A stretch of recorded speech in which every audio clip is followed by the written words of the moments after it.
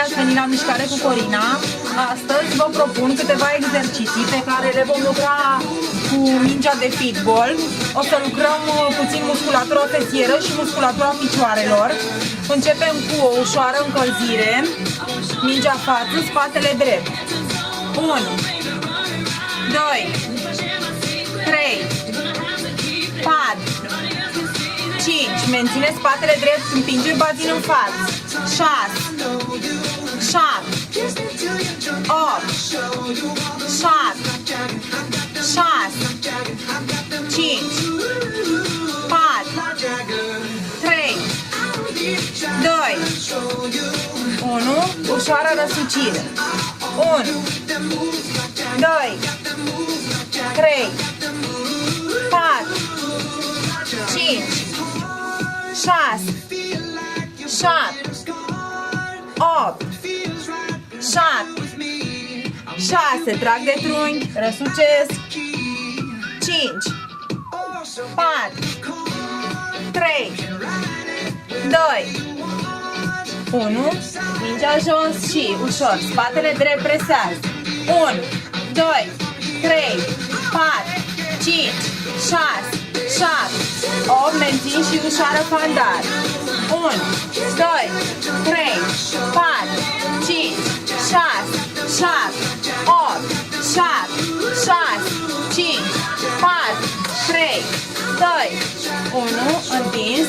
Mă duc pe minge și 1, 2, mențin picioarele întins. 3, 4, 5, 6, mă întind cât pot. 7, 8, 7, 6, 5, 4, 3, 2, 1. Mingea sus. Mă întorc în fandare și ușor. 1, 2, în 2, 3, spatele drept. 4, 5, 6, 7, 8, 7, 6, 5, 4, 3, 2, 1. Mențin și presez. 2, 3, 4, 5, 6, 7, 8, 7, 6, 5, 4, 3, 2, 1. Întind. Schimbă poziția și 1, ușor. 2, în 2 amândouă picioarele. 3, 4, spatele drept. 5, 6, 7, 8, 7, 6, 5, 4, 3, 2. Mențin și presăm. Scurt.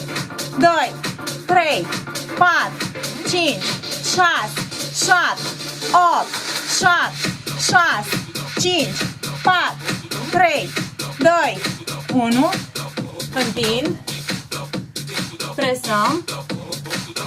Stânga. Dreapta. Avem sus minge. Mâinile pe șolduri și ușor sus. 1, 2, 3, 4, 5, 6, 7, 8, 7, 6, 5, 4, 3, 2, 1. Lateral. La fel. Presăm.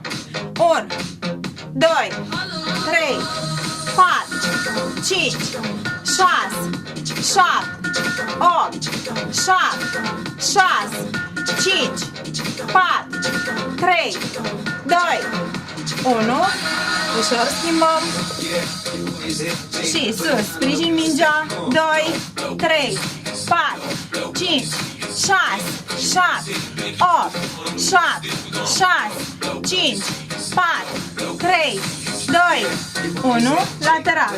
Și 1, 2, 3, 4, 5, 6, 7, 8, 7, 6, 5, 4, 3, 2, 1, întind, venim în față întins, depărtăm, ușor relaxăm, întind.